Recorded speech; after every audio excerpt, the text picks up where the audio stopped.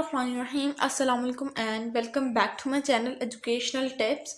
कैसे हैं आप सब? आई होप सो आप सब बिल्कुल ठीक ठाक होंगे। स्टूडेंट्स, आज ही मैं आपके साथ शेयर करूंगी second last unit number 11 my side of the mountain. इस एक्सरसाइज का सोल्यूशन आपके साथ शेयर करूंगी। तो चलिए स्टार्ट करते हैं। तो एक्सरसाइज में है पार्ट नंबर ए कॉम्प्रीहेंशन, और इसके अंदर क्वेश्चन नंबर 1 है हमारे पास। Answer the following question. Part number A है where does the narrator lives, describe his home. यानी कि जो नरेटर है वो कहाँ पे रहता था और उसका होम कहाँ पर था, आपने इसको डिस्क्राइब करना है। तो मैं आपके सामने इसका आंसर शो कर रही हूँ, ये देखिए। The narrator lives inside a huge hollowed out old hemlock tree. Explain that the narrator does not live in the branches. He explained that he lives inside the tree. यानी कि ये देखिए, ये वाला जो उसने ये जो वर्ड्स यूज किए थे, narrator lives inside a huge hollowed out old hemlock trees.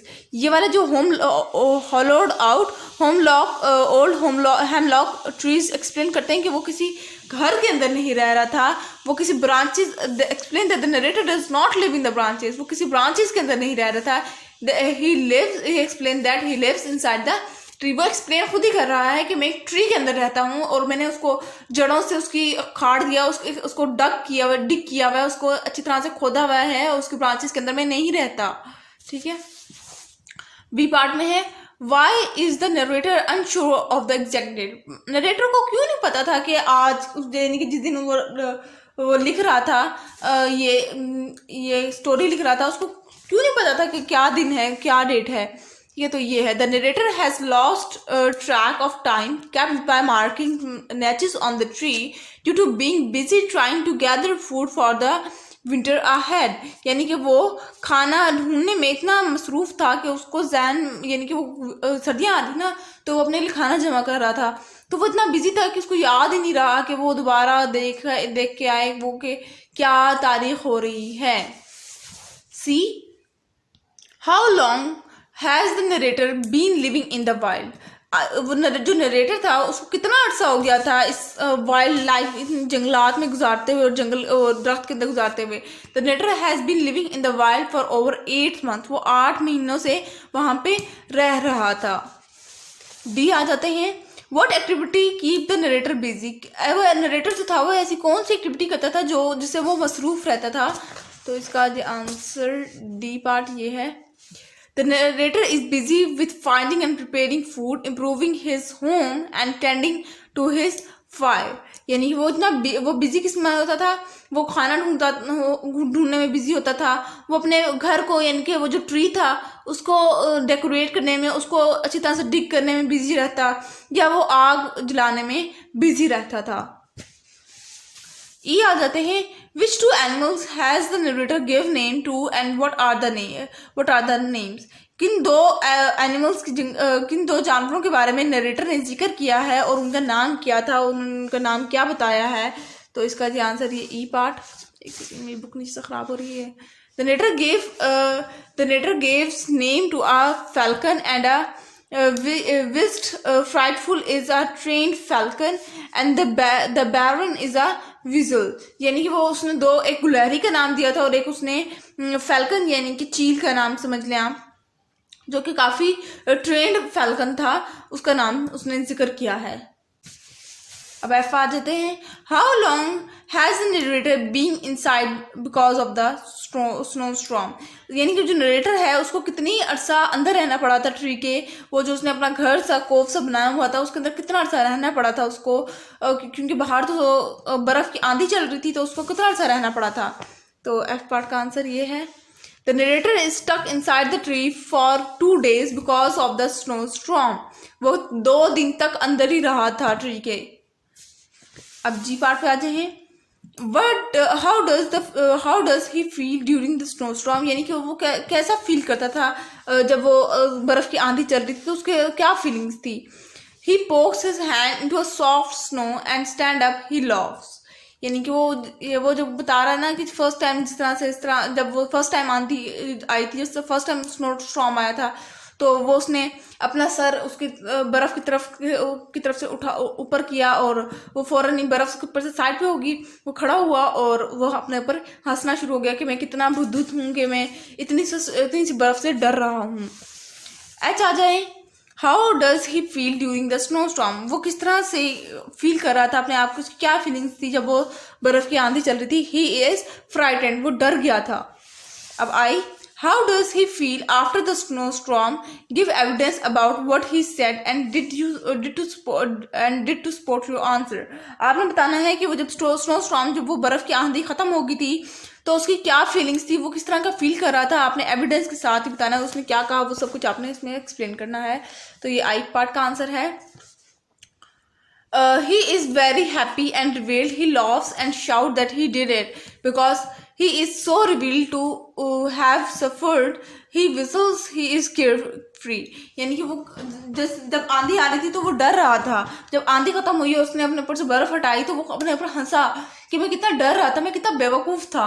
और उसने एक शाउट किया, जोरदार चीख मारी, लेकिन वो चीख ज़्यादा दूर तक नहीं गई और वजह ये थी कि वो चीख बर्फ़ के अंदर ही दब गई। यानी कि वो उधर इतनी ज़्यादा बर्फ़ थी ना, स्नो पड़ी हुई थी कि उसकी इको ज़्यादा दूर तक जा ना सकी। देन आ जाते हैं जी, this question is more difficult, discuss them first. ये है जी हमारे पास ये part, what skill does the narrator have that have helped him survive in the mountain. यानी कि उसके अंदर नरेटर के पास कौन सी ऐसी स्किल्स थी जो कि उसको उन माउंटेन्स के अंदर रहने में उसको मदद की। तो ये आप लोगों के पास मैं आपको शो करती हूँ। तो ये इसके 4 पॉइंट्स हैं, इनकी जो स्किल्स उसको पास थी। How to trap animals and catch fishes, he had a skill of which to plant eat and which to leave, यानी कौन सा प्लांट खाना है, कौन सा पौधा खाना है और कौन सा नहीं खाना जो कि जहरीला होगा। Skill of use of basic tools, उसके पास ये स्किल थी कि किस तरह से कुछ आम औजारों को यूज किया जा सकता है। Skill of build a fire wings using a flint and steel, यानी कि एक फ्लिंट का मतलब मैं आपको बता देती हूँ कि एक ऐसा पत्थर और एक ऐसी चीज़ जिसके थ्रू हम लोग आग जला जा सके। पुराने दौरों में जलाई जाती थी ना वो पत्थरों की मदद से आग, वो जो पत्थर होता था ना उसको फ्लिंट कहते हैं, ठीक है। तो उसको ये भी पता था कि किस तरह से पत्थरों की मदद से, ईंटों की मदद से, पत्थरों की मदद से, मेरे ख्याल से पत्थर ही कहते हैं, मुझे कंफर्म नहीं है, तो उसकी मदद से ये आग जला जा सकती है, उसको ये सब कुछ पता था, ठीक है, जिसकी वजह से वो आसानी से उधर उन जंगलात में सर्वाइव कर सकता था। अब आ जाते हैं क्वेश्चन नंबर 2 पर। Answer the following question with reference to the context. Part number A है, I laughed at my fears, यानी कि मैं अपने खौफ के ऊपर हंसा कि मुझे कितना खौफ हो रहा था। पार्ट नंबर इसके ऊपर क्वेश्चन बनाया गया है, what had the narrator being afraid of, यानी कि नरेटर को किस बात से डर था, और वो है जी ये लीजिए, मैं आप लोगों को सारे के सारे शो कर रही हूँ। Snow storms in the winter, यानी कि वो जो आंधी चली थी ना बर्फ की, उससे डर लग रहा था। Why is he laugh now, और फिर वो हंसा क्यों था। He has survived his first snowstorm, जिस वजह से वो डर गया था और इस तरह का रिएक्शन पास किया था। फिर आ जाते हैं जी हमारे पास पार्ट नंबर बी है। It was good to be whistling and carefree again because I was sure scared by a coming of the storm. Part number ए इसके ऊपर सवाल बनाया गया है, who is the narrator whistling to, और part number B का question होगा हमारे पास, यानी कि सेकंड का है, what had happened to the narrator, यानी कि इन दोनों का मैं आपको आंसर शो कर देती हूँ। ये दोनों का आंसर है। फ्राइटफुल हिज फैल्कन, ये पार्ट नंबर ए का आंसर हो जाएगा, और बी का है, he had been stuck in his home in the tree for 2 days during a snowstorm was happening. Third C पे आ जाए, then I realised that the forest was dead quiet, यानी कि हर तरफ खामोशी होगी ना, वो उस बात को कह रहा है। पार्ट नंबर 1 का इनके फर्स्ट क्वेश्चन है, why does it take the narrator a little while to realise that it is quiet, he was busy working use of fire to smoke fish, जिसका पहले का आंसर है। बी पे आ जाए, सेकंड पे आ जाए, why is it quite, all the animals have gone into hiding, यानी कि हर कोई तो छुप गया था, हर तरह का जानवर तो छुप गया था उस आंधी से, इस वजह से हर तरफ खामोशी थी। और what is about to happen, और हुआ क्या था, अ स्टॉर्म इज कमिंग, यानी कि एक आंधी आ रही थी, एक तूफान आ रहा था। Next coming towards page number 125, और पेज नंबर 125 पे पार्ट नंबर बी है, इनकी सेकंड है हमारे पास work with words, change the following verb to nouns. आपने इन वर्ब्स को नाउन में कन्वर्ट करना है by adding with the correct suffix. Suffix का मतलब होता है जो बाद में आता है ना वर्ड। प्री का मतलब होता है पहले, सु का मतलब होता है बाद, पहले का मतलब होता है प्री, और बाद में आने वाला होता है सुफिक्स। ठीक है, तो सुफिक्स आपने लगाना है, यानी कि बाद में वाले आने वाले अल्फाज, आखिर में आने वाले अल्फाज को हम लोग सुफिक्स कहेंगे, और स्टार्ट में आने वाले को क्या कहते हैं, प्रीफिक्स। तो ई आर या ओ आर लगाना है। तो क्रिएटर होता है, क्रिएटर, CREATOR, क्रिएटर। ठीक है, डिस्कवर, डिस्कवरी, डिस्कवर। ठीक है, DICOVEROR, डिस्कवरर। ठीक है, इन्वेंट, इन्वेंटर, इनविजिट, इनविजिटर, protect, protector, detect, detector, TOR, detector, commander, commenter, commentate, commentator, इनहेटर, इनहेटर, TOR, इसके ऊपर भी इंस्पेक्टर, इंस्पेक्टर है ना, इंस्पेक्टर, ओ आर लगाऊंगी तो इंस्पेक्टर। आपने ई आर लगा के चेक कर लेना, वो वर्ड नहीं बनता फिर। ऑब्जेक्ट, ऑब्जेक्टर, TOR, एक्टर, एक्टर होता है, एक्टिव नहीं होता। ठीक है, कंट्रैक्ट, कंट्रैक्टर। ठीक है जी, उसके बाद सी पे आ जाएं तो इसके अंदर क्वेश्चन नंबर 1 है, complete this sentence with using the clause above. आपने सही क्लॉज लगाना है। I will by this house if I had the money, अगर मेरे पास मनी होती तो मैं ये घर खरीद लेता। The rat could go through the hole if it was a little bigger. Who could play in the garden if we could play in the garden if the weather was better? I will hear you better if she stopped talking. We should move into the house if the builder works faster. Next आ जाते हैं question number 2 पर, conjunction and relative pronoun. आपने लगाना है conjunctions और relative pronoun. ठीक है, join the sentences using suitable conjunction और रिलेटिव प्रोनाउंस। ठीक है, यानी कि वो कंजक्शन वो होते हैं जो दो सेंटेंसेस को आपस में जोड़ रहा हो, वो वर्ड्स होते हैं जैसे बट, एंड, बिकॉज, इफ, ये सारे कंजक्शन होंगे। We want to see him, to see the film, but बीच में क्या लगा देंगे, फिर स्टॉप, फुल स्टॉप नहीं आता यहाँ पर, फिर आप लगा देंगे but we had no money. Next के अंदर यूज करेंगे एंड, फिर बिकॉज, फिर एंड, और फिर एंड। ठीक है जी, then coming towards next page, इधर भी टॉप पर हैं कंजक्शंस, इधर आ जाएगा फिर that, whose, because, that, whose, और फिर हुज। डन। अब आ जाते हैं डी है हमारे पास लिसनिंग एंड स्पीकिंग, इसमें कोई आप लोगों को वैसे डिस्कस करना है। ई पे आ जाते हैं, ई के अंदर आपने इंटरव्यू लेना है उस लड़के का, और आपको मैं आपके सामने शो करती हूँ। मैंने इंटरव्यू लिख लिया है पूरा का पूरा, ये लीजिए आपके लिए लिख दिया था। क्वेश्चन, इंटरव्यू हम लोग को सवाल के जवाब, जिसे सवाल पहले सवाल करते हैं, फिर हमसे वो जिसका इंटरव्यू ले रहे होते हैं वो फिर हमें जवाब देता है। सबसे पहले आपने क्वेश्चन का लिखना है, when did you start living on this mountain?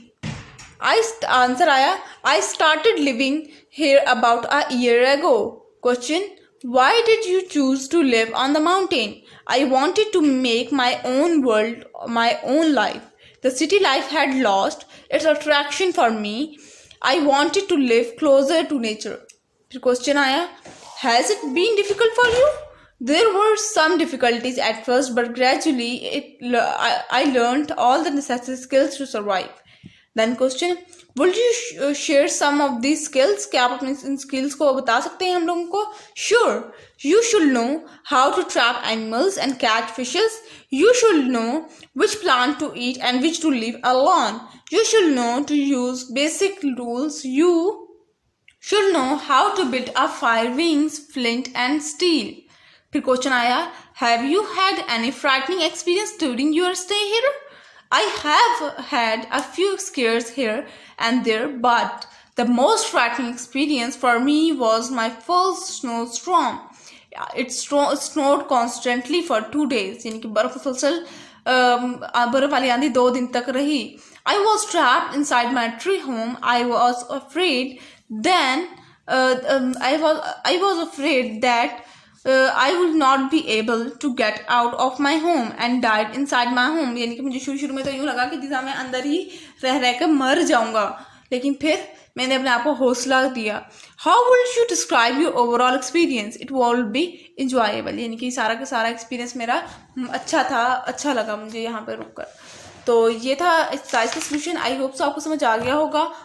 अगर मेरा आज का लेक्चर आप लोगों को समझ आ गया है तो मेरे चैनल को सब्सक्राइब कर दीजिएगा, वीडियोस को लाइक कर दीजिएगा और साथ ही साथ बेल आइकन को प्रेस करना मत भूलिएगा। इससे जी मेरी आने वाली हर लेटेस्ट अपडेट सबसे पहले आप तक पहुंचेगी। मिलती हूँ किसी और वीडियो में। दुआ में याद रखिएगा। अल्लाह हाफिज़।